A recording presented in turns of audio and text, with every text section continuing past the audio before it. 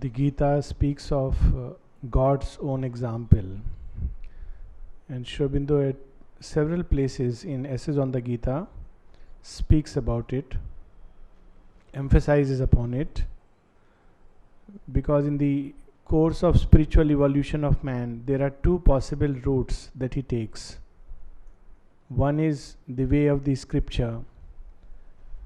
He reads all that needs to be done, the path and the way, and tries to follow by using his own will. The other is simply he reads the stories of God, what he did, how he was, how he moved among men, how he related with humanity, and something in his heart is inspired by that touch, and he follows in the footsteps of God.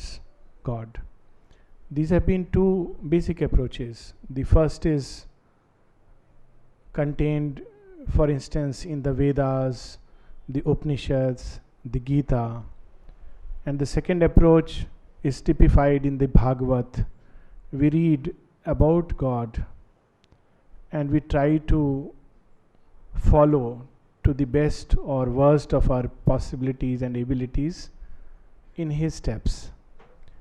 So when Aurobindo is introducing us Savitri, he is introducing to us Savitri the avatar, who she is, how does God become human, what he does, what he feels, what is his state of consciousness, what is his inner attitude when he becomes human. And it sounds so simple to us that God becomes human. Oh, it's so easy. God can do anything, so he can become human. He can become anything. But if we just reflect for a while that God becoming human means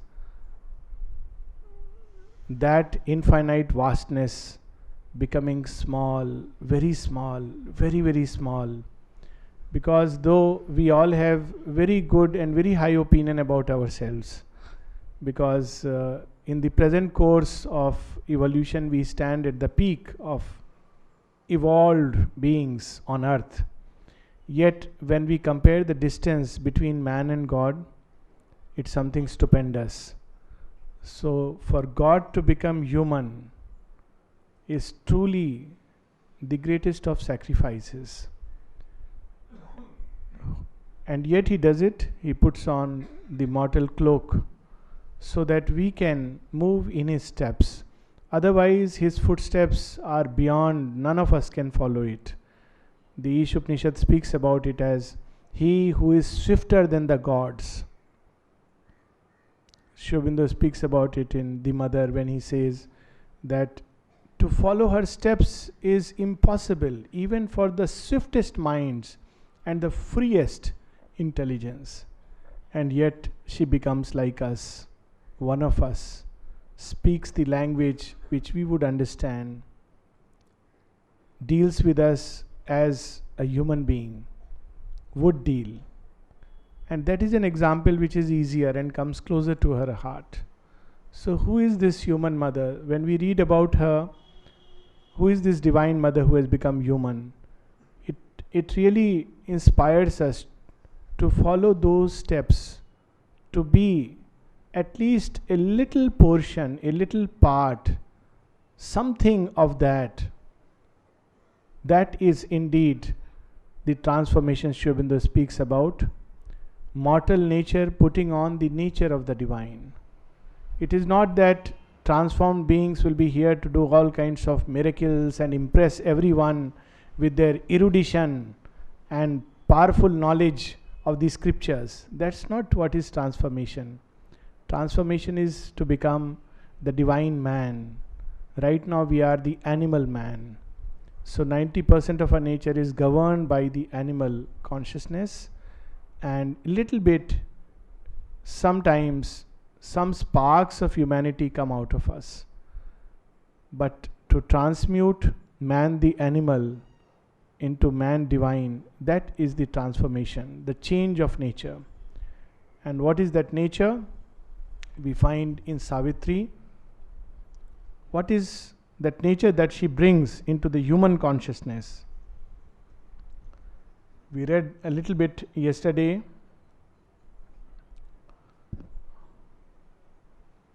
on page 8.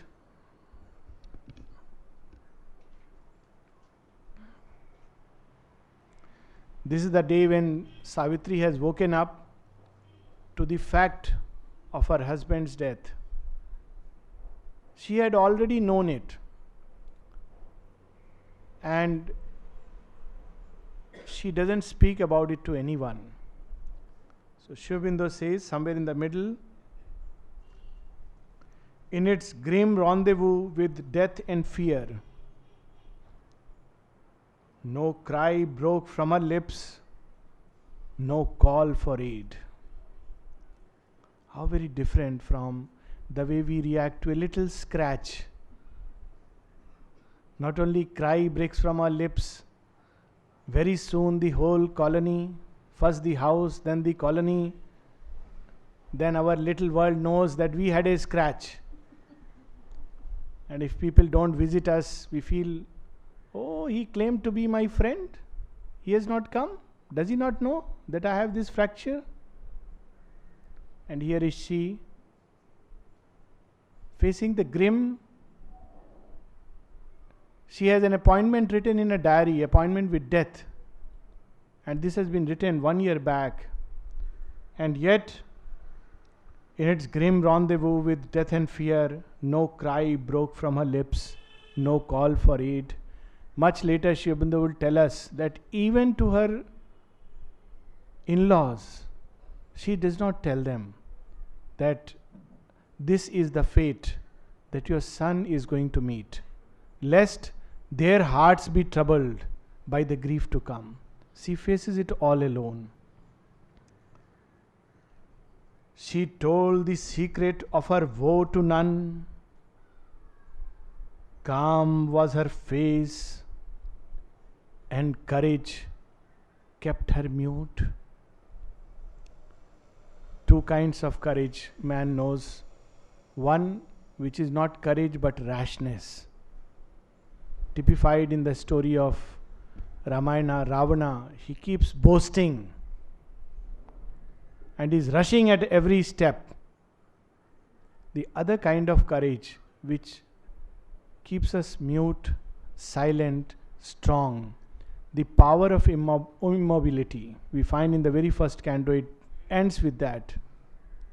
Immobile in herself, she gathered force. Courage kept her mute. Yet only her outward self suffered and strove. Even her humanity was half divine. What kind of consciousness she wants to bring into us? Her spirit opened to the spirit in all. It's not through mental association and vital socialization. Aurobindo says the secret of unity lies in a spiritual opening, a spiritual oneness to the spirit in all beings. And therefore she could read the hidden messages of the flowers. Even when she would go and pluck a vegetable, they would communicate with her. When trees were being axed, a tree goes and reports to her at night, Mother, they are planning to cut me down. What should I do? And she calls next day and asks, are you planning to cut the tree? Don't cut it. How did you know, Mother? And that place happened to be the center of Aurobindo. That's where the tree stands. So, see how non-ritualistic she is. No, it has to be the center. Doesn't matter. The tree has to be cut. She says, no, the tree came and complained to me. Don't cut the tree. Move it a little more off center. My temple can be a little away from the center. I am everywhere. It doesn't matter. But the tree is there. Let it remain there. This is the kind of consciousness he brings into earth. Even to a lizard, beast. So many stories are there. The story of the donkey who who stood by when she was giving her balcony darshan, and she reports, bring that near because he is very receptive. At one point when Aurobindo saw the bullock cart man hitting the bullocks, he was summoned and he was told, the bullocks are more receptive than you are.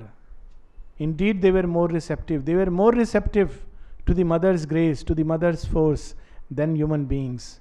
And this way she was opening to everything around, holding all creatures in her arms. Her nature felt all nature as its own. Apart, living within, all lives she bore. Aloof, she carried in herself the world. Her dread was one with the great cosmic dread. Her strength was founded on the cosmic mights. The universal mother's love was hers. This is the kind of love she brings to this earth. For a long time, of course, we just visited mother's room, and we know there is a place called the mother's room. For a long time she did not have a room to herself. The mother didn't have a separate room. And when people would come and want to meet her in private, there was a fridge kept that room down below where she was giving interview, where she would rest while work is going on in the same room, because there is no separate room. And she would have to open the door of the fridge to allow for privacy. This is the way of the divine. And the first thing we want when we want to take to spiritual life is, let me build a house, let me have a place to myself, let me have all the luxuries and riches. Then I will think of the divine. Once I am well settled. And we are so well settled that even to move an inch appears like unsettling. And the divine comes, he remains ever unsettled. Look at Aurobindo, look at the mother, how they remain unsettled in a way all their life. All the time. And then it's because Dyoman Bhai saw that one day she wanted to take some rest and she didn't have a place to herself. So he asked mother, I think we should build a room for you. And she says, no, I don't, we cannot afford it now. This is the kind of consciousness, this is the kind of love she brings on earth.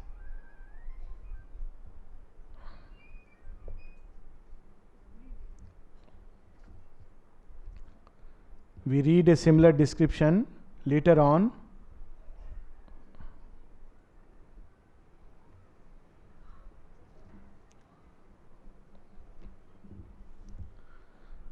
This is on page 362.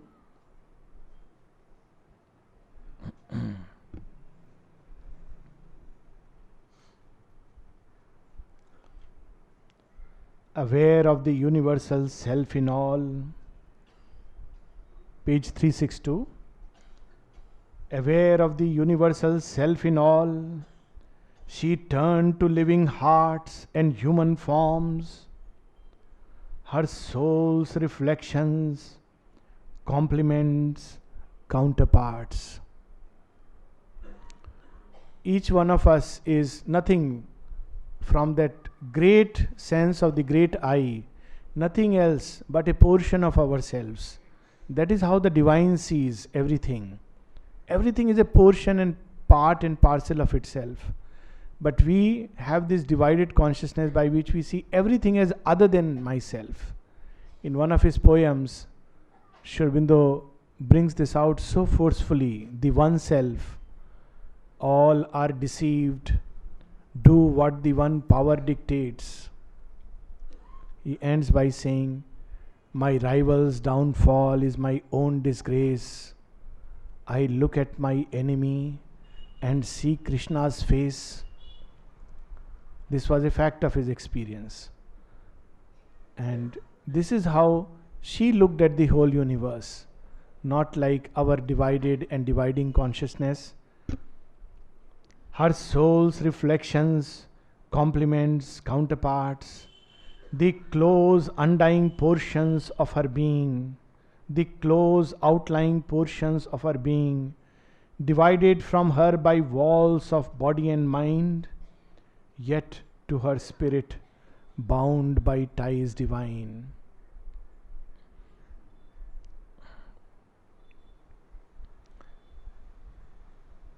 Overcoming invisible hedge and mass defense, and the loneliness that separates soul from soul, she wished to make all one immense embrace, that she might house in it all living things, raised into a splendid point of seeing light, out of divisions dense inconscient cleft, and make them one with God and world and her. This is the kind of world she wants to create. This is the new creation she wants to bring. A new creation where we open to the sense of the universal divine in all beings, in each creature, not just human beings. Because constantly when we think of all beings, we think of humanity. But the spirit of oneness in which everything dwells, and that oneness she wants to bring into us. But what is our response? Only a few responded to her call. Still fewer felt the screened divinity. The divine screens himself, takes great care to hide himself. So unlike us. We have a little experience and we blabber out and talk about it even 10 years later or 20 years later. I had this experience that time. And here is the divine screening himself even from those whom he loves. Because if he came just as he is, who could come near her? Who could dare to come close to her? We would all be reduced to ashes. Someone asked Mother, Mother, why did you come like us? She says, my child, if I came in my full glory and resplendent form, would you be able to bear it? This is a beautiful story of a little girl in her teens who stood in the queue, and she was constantly feeling she's divine. They say, why don't I see? And suddenly, in a moment of apocalypse, something was revealed to her. A vision, wonderful, so strong and powerful that she fainted at once.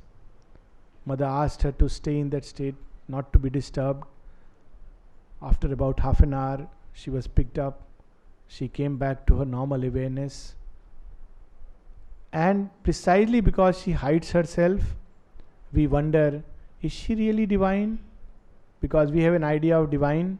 Divine should always have at least more than 2 arms, at least 4 arms. We don't know of 2-armed divines. But all avatars come with 2 arms, 2 feet, 2 eyes. Only when they are disembodied beings in some other heaven, they have 4 arms. Mother says in one of her small notes, reflections, that if I came with 1,000 arms, then you would think I am divine, because I have become like you. Same is true of Aurobindo. He is reported to have remarked, Nolnida writes in his reminiscences, that they came with him and they would go and play football and go around, and youngsters. So he writes so beautifully that we were all having fun, the way, people that age. And Aurobindo would not say anything. He would, we would go tell him certain things, have our own life. Then one day he is reported to have said, almost under his breath, when will you become conscious of your aim? I have come so close to you. I have made myself so very small. I can't make myself more small. When will you make the effort to rise a little higher? Just a little higher, so that I can catch your hand? And that's the reason why in Sri Aurobindo's writings, we have these writings. Very interestingly, most of his writings, except Letters on Yoga, which are very direct, there is a purpose why Sri Aurobindo has made them seemingly so difficult. He didn't want to make it difficult, of course, not with a view. But they are high truths brought down to the level of the higher mind, and he has placed them there. Now this is the mind which is closest to us. Come, strive at least, stretch out our necks. We don't want that. This is very difficult. Can you give us a simpler version? Of course, Letters on Yoga are simple and direct. But the beauty is that when we try to read them, it uplifts us. Many people say that they sleep when they read Sri Aurobindo. It's an excellent sign. It's precisely because our normal mind, our ordinary mind, when it tries to stretch itself out, makes that little extra effort to reach out, it falls into a state of trance, it sleeps. And it's so much better to sleep reading one sentence of Sri Aurobindo than to remain awake whole day and think about ourselves. It's so much better to sleep reading just one sentence of him. So he comes so close to us. And of course, mother, knowing our difficulty, says, okay, I'll come down still further. Steps, many steps she creates between one level and another. And yet, still fewer felt the screened divinity and strove to mate its godhead with their own. Approaching with some kinship to her heights, uplifted towards luminous secrecies, or conscious of some splendor hidden above, they leaped to find her in a moment's flash, glimpsing a light in a celestial vast, but could not keep the vision and the power, and fell back to life's dull, ordinary routine. In a moment's flash, it's revealed that we are face to face with her whom we seek deep hid within. As we find Yama tells Nachiketa, this is Aditi seated in the center of your heart, this is that thou seekest. And in a moment, the veil is rent and we are face to face with the world mother. But then, after a while, doubt, depression, discouragement, skepticism, life's dull, ordinary routine surrounds us again. Mother would tell us, hold back to that moment. Hold back to the memory of that moment. That will pull you out. We have beautiful, and she's not saying something which she has not gone through. In life we face many times what we are called as, people call as rejection. And there's so much made out of the psychology of rejection. Modern psychology deals a lot about rejection. Rejection from parent, rejection from people, rejection from those whom we love. But what is the greatest rejection that one can ever face? Rejection from the divine. Of course, divine doesn't reject anyone. Sri Aurobindo would tell us, even her rejections are not rejections but postponement. It is a preparation. Yet there can be a sense of rejection. Has the divine abandoned me? Has he left me? Does he really care for me? Does he bother for me? Look at these nice people, they have a flat to stay in Pondicherry. Why can't I have? I am so far away. Many times we can face this kind of feelings, and mother has gone through this too. When mother leaves after coming here in 1914, she had to leave because of the outbreak of the war. And there are all kinds of things written everywhere why she had to leave. Because she is divine and Aurobindo is divine. Both were conscious of their divinity and their mission together. And why the mother had to leave. Now there are all kinds of explanations, philosophical, intellectual. People have written. In my own limited way, my understanding is very simple. That she knew that she has to experience everything so that she can actually show the path to the human consciousness. And the extreme that one can ever face in life is to get a so-called rejection slip from the divine. When she moves away from Pondicherry after coming here, the mother says, I was waiting. If only once he could say, just stay on, I would have stayed. Look at the surrender, look at the intensity of aspiration. If once he could say, just stay on, I would have stayed. But she moves on and moves from one side, from the deep security of one in whom she has found the builder of the worlds. She moves away from one who was always there in her dreams. It was like a dream realized. One whom she had already formed a permanent relationship and called him as Krishna. One to whom she had given everything of her. And yet she has to move away from him. What it would have cost, what kind of pain and suffering, we cannot imagine.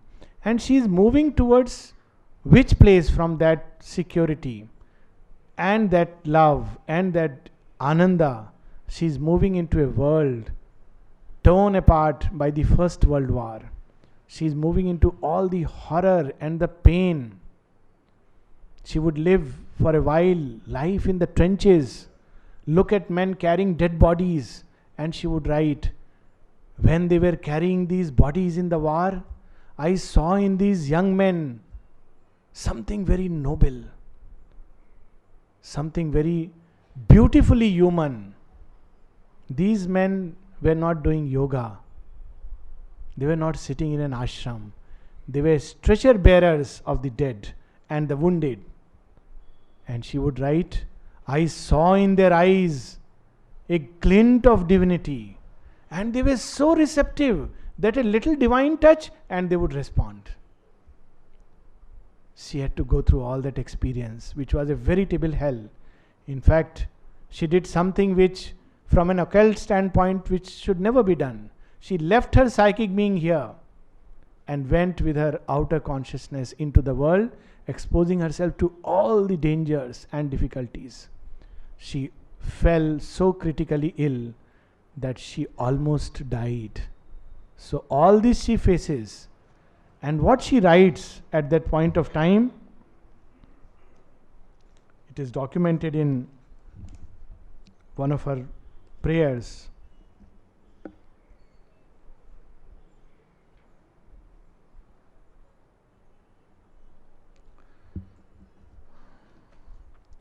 These are the two prayers written just after her leaving Pondicherry. She left on 22nd February 1915, just after a day after her birthday. And what she must have gone through. And the first entry after that period is March 3rd, 1915. It is on board the ship. Now, we all know her entry when she saw Aurobindo and she writes something. And now this is the entry when she is on board the ship. First entry after she departs.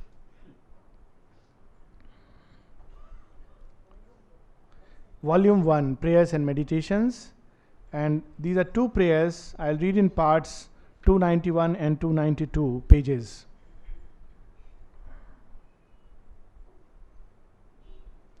Solitude, a harsh, intense solitude, and always this strong impression of having been flung headlong into a hell of darkness. Never at any moment of my life, in any circumstances, have I felt myself living in surroundings so entirely opposite to all that I am conscious of as true, so contrary to all that is the essence of my life. We complain of our circumstances. Mother, you ask us to do this, do that. We don't even have time to sit for meditation. Everybody around me is so full of bitterness. She would tell us something about that also. But first she says, I am plunged into circumstances which are just the very opposite of all that all that is true in my essence. So she has to experience it. That's why she could tell us and give us the assurance, even if you are in the thick of darkness, hold on to faith.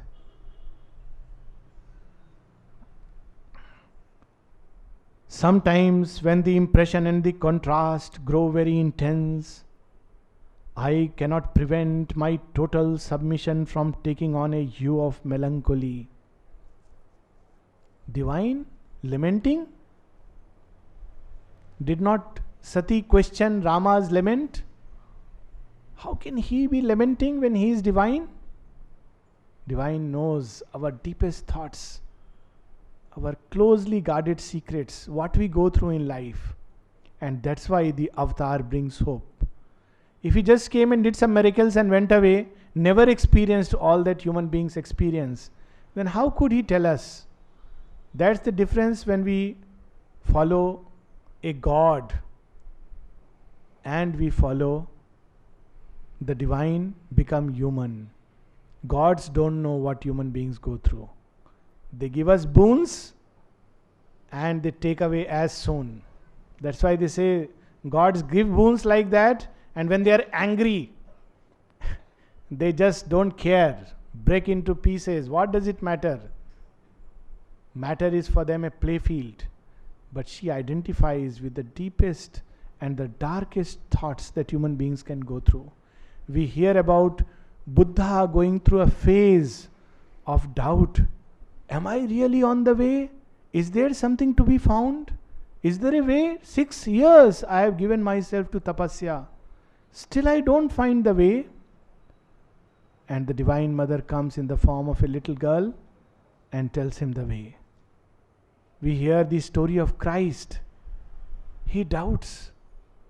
You have sent me with this mission? And why have you put me in the hands of these? Is this what I have come here for? We hear the story of Guru Nanak when he's put inside the jail and slashed with the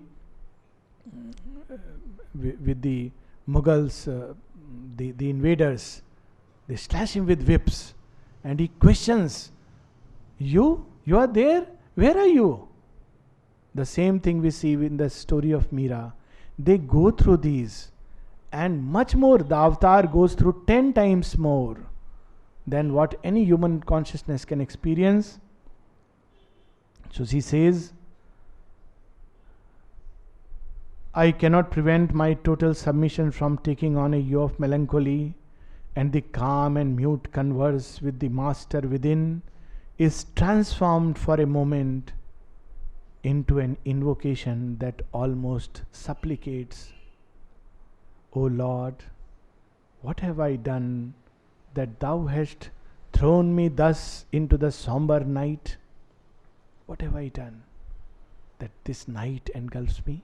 She says, for a moment this comes to me. But she knows this is not the way. So she immediately says, but immediately the aspiration rises still more ardent. What does this aspiration say? Spare this being all weakness. Suffer it to be the docile and clear-eyed instrument of thy work, whatever that work may be. That is the path she has come to show us.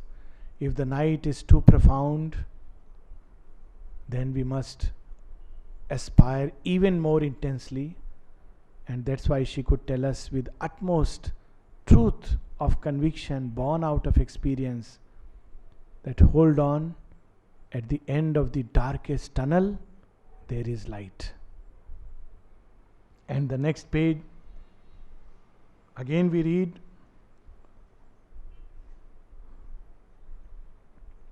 Thou dost plunge me, O Lord, into the thickest darkness.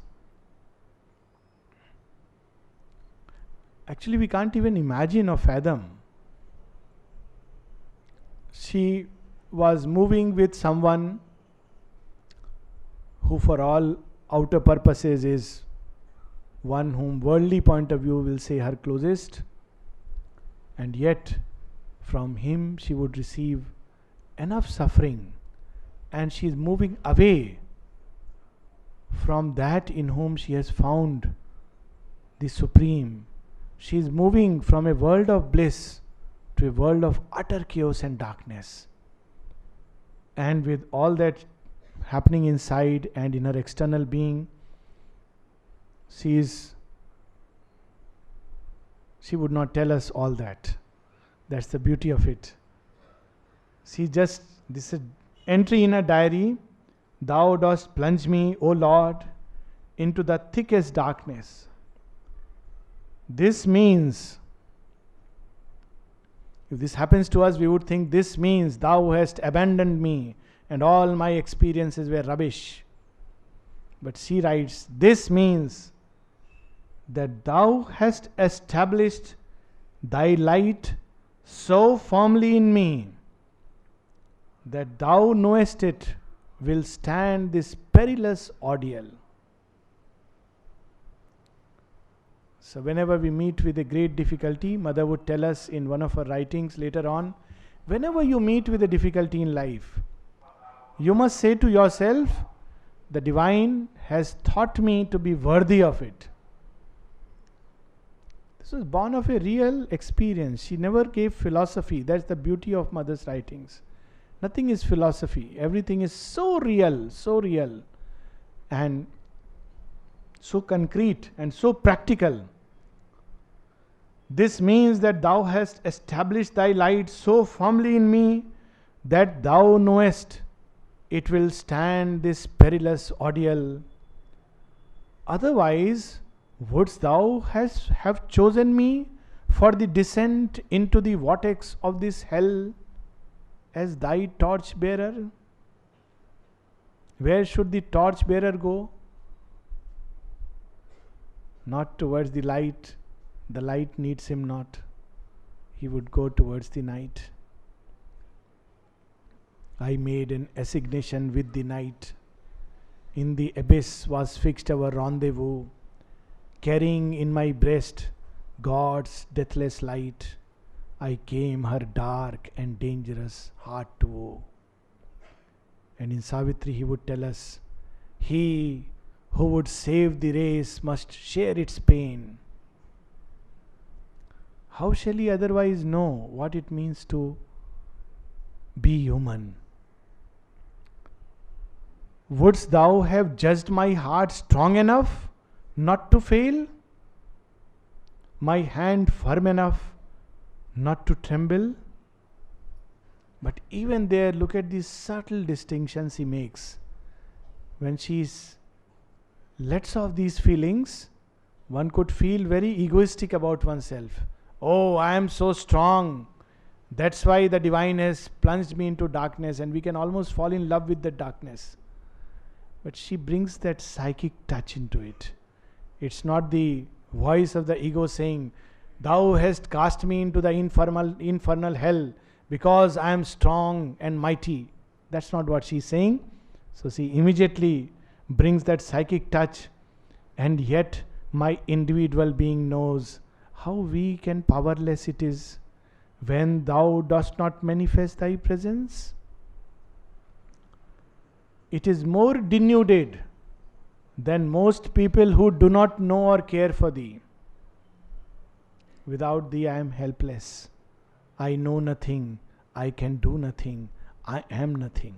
This is how she would write in one of her diary entries. The strength is because of thee.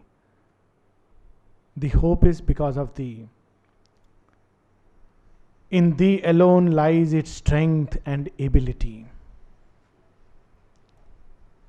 If thou art pleased to make use of it, nothing will be too difficult to accomplish, no task too vast and complex. But if thou shouldst withdraw, just a poor child is left, capable only of nestling in thy arms and sleeping there in this sweet, dreamless sleep where nothing else exists but thou. This is the golden path. She shows us a path which sometimes moves through darkness, through battle, through struggle, through combat and strife, and yet to hold on to that faith, to that love that comes from the psychic presence. So beautifully Aurobindo would tell us in the Divine Worker, I face earth's happenings with an equal soul. Thy unseen feet tread destiny's pathway in my front. Life's whole tremendous theorem is thou complete. Failure is cradled on thy deathless arms. So what? If it appears as a failure, it is cradled on thy deathless arms. And what is victory? Victory is thy passage mirrored through fortune's glass. When you pass through, there no credit to myself. In this rude combat with the fate of man, thy smile within my heart makes all my strength. What is the source of strength? Aurobindo says, it is because of the divine Ananda within that I could bear and still would bear all that I have to go through. All the things that we threw on him and continue to throw on them, they bear it. Why? Because it's the divine Ananda. What is the source of that strength in this rude combat with the fate of man? Thy smile within my heart makes all my strength. It labors ceaselessly at thy grandiose plan, indifferent to the time snake's crawling length. What is the sign of that touch? It is at once full of intense aspiration, but there is no impatience in it. Even if it takes 100 years, 1,000 years, 10,000 years, 1,000,000 years, this is to be done. For this alone is worth doing. This alone is worth being called a man, a human being, indifferent to the time snake's crawling length. And then he says, no power can slay my soul, it lives in thee. Thy presence is my immortality. This is the path that they come to show. This is the example that they show to us as the divine leaders of humanity. And we'll end with this passage from Savitri. Why Savitri has to face this pang.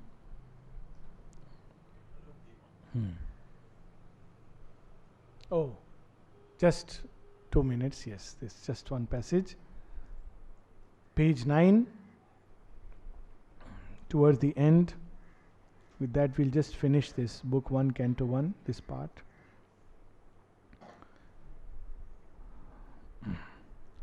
All came back to her, earth and love and doom.